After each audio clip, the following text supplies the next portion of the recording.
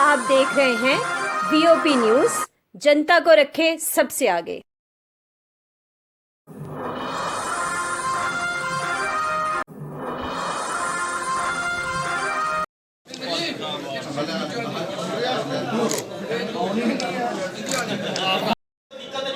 Democracy है, आप जो आपकी इच्छा है वो करिए।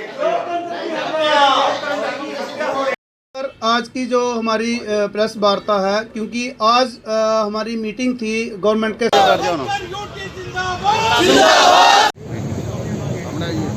मिनट आएगा।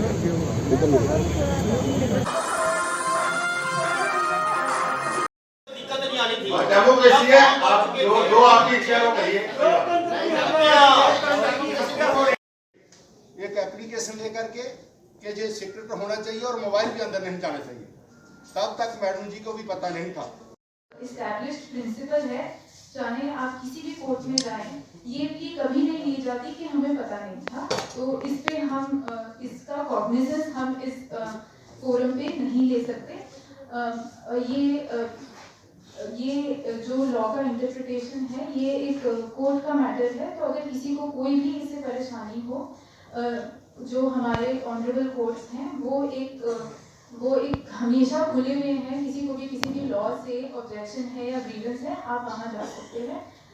एज फार एज ये दूसरा जो पॉइंट है कि यहाँ पे नहीं हुआ है पहले कभी ओपन बैलेट से, तो मैं बताना चाहूँगी कि ये अमेंडमेंट 2018 में हुआ था कि सीक्रेट बैलेट होगा। उससे पहले म्यूनिसिपल कॉर्पोरेशन एक्ट की जो इलेक्शन है, वो एक्ट के हिसाब से उसमें भी ओपन बैलेट ही लिखा था। तो ये कोई नई चीज़ नहीं है।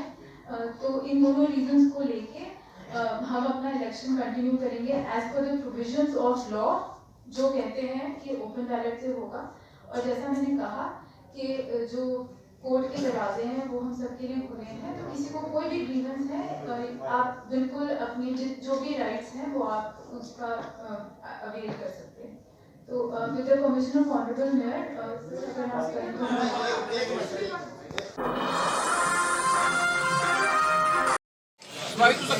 भारत माता की जय। भारत माता की जय। भारतीय जनता पार्टी जिंदाबाद जिंदाबाद जनता पार्टी जिंदाबाद जिंदाबाद।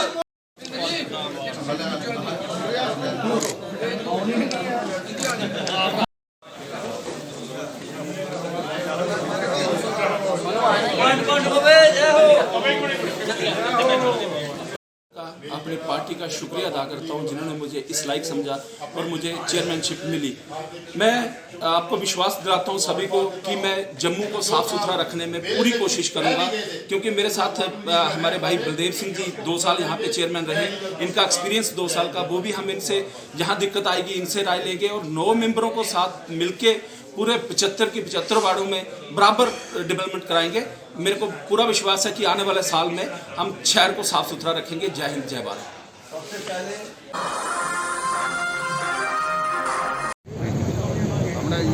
एक मिनट आएगा। भारत माता की जय। भारतीय जनता हाँ जी महाराज जी। भारत माता की जय। भारतीय जनता पार्टी जिंदाबाद। नरेंद्र भाई मोदी जिंदाबाद जिंदाबाद जिंदाबाद। नरेंद्र भाई मोदी जिंदाबाद जिंदाबाद जिंदाबाद। भारतीय जनता पार्टी जिंदाबाद जिंदाबाद जिंदाबाद। अमित शाह जिंदाबाद जिंदाबाद जिंदाबाद। जम्मू जिला के एससी मोर्चे की तरफ से जहाँ पे आज नरेंद्र मोदी जी का धन्यवाद किया गया, जिन्होंने लॉकडाउन पे पूरे देश की सेवा की। और आज उसका नतीजा है कि उनकी मेहनत के उनके मार्गदर्शन से आज वैक्सीन भी निकली है। आज वैक्सीन बैटरी का जो काम शुरू किया है, आज जम्मू के लोग बहुत प्रसन्न हैं कि आज उनको जो मौका मिला है और लोगों का से इलाज होगा। और भारतीय जनता पार्टी की तरफ से, जम्मू जिला की तरफ से मैं नरेंद्र मोदी जी का, भारतीय जनता पार्टी का बहुत बहुत धन्यवाद करना चाहता हूँ, जिन्होंने लोगों की सेवा की और हमें सेवा करने का मौका दिया लोगों को। जय हिंद, जय भारत। जो कॉल दी थी और आज इन्होंने 18 तारीख को 2 बजे मीटिंग रखी थी कमिश्नर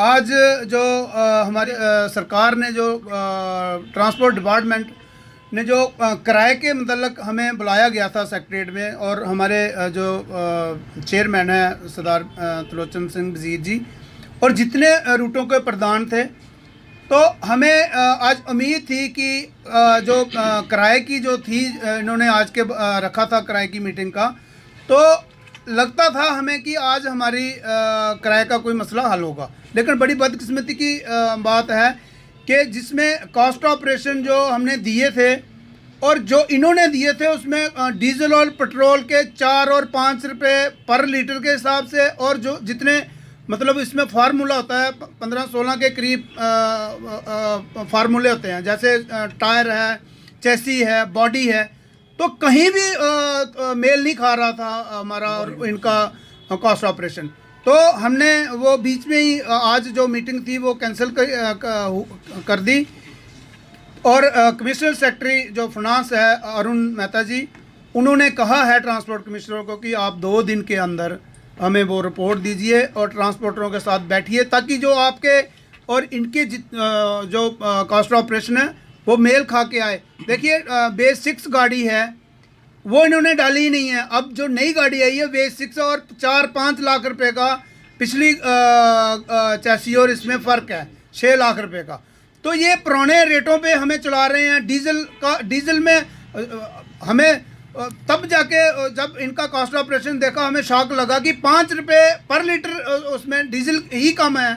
आप बताइए तो कैसे बढ़ेगा हमारा किराया? उस हिसाब से 5 रुपये जब लीटर डीजल कम इन्होंने दिखाई दिया उसमें, तो इसी वजह से आज की जो मीटिंग हमारी वो रद्द हो गई। आफ्टर 2 मारो उन्होंने रखी है। तो मैं आपके माध्यम से और अपनी ट्रांसपोर्ट यूनियन की तरफ से मैं ये भी कहना चाहूँगा कि हम बर्दाश्त नहीं कर सकते।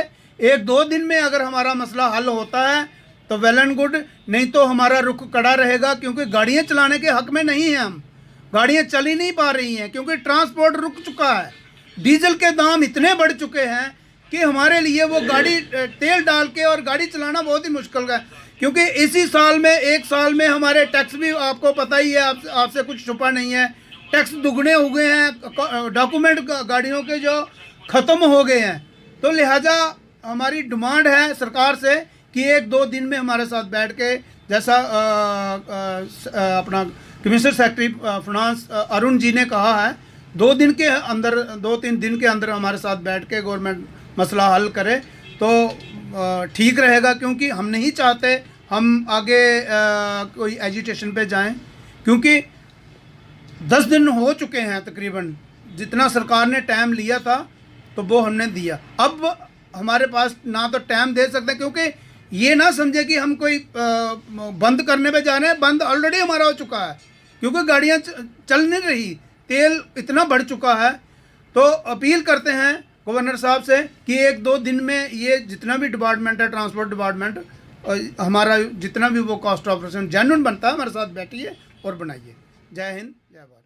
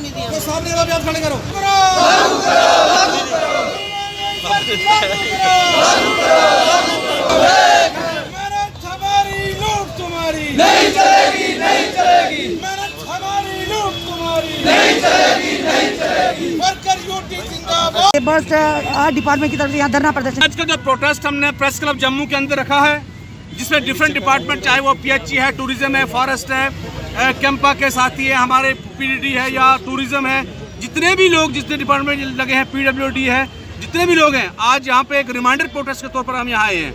ये जनसैलाब से 10% लोग हमारे आज यहाँ पे आए हैं। हम नहीं चाहते हैं कि सरकार से हम टकराव के रूप में आए। और जो भारतीय जनता पार्टी ने जो मैनिफेस्टो यहाँ पे डीडीसी इलेक्शन से पहले दिया था कि जैसे ही हमारे डीडीसी मेंबर जीतेंगे उसके बाद जो है हम इनका डेलीवेशन का मसला जो है उसको प्रोसेस शुरू करेंगे।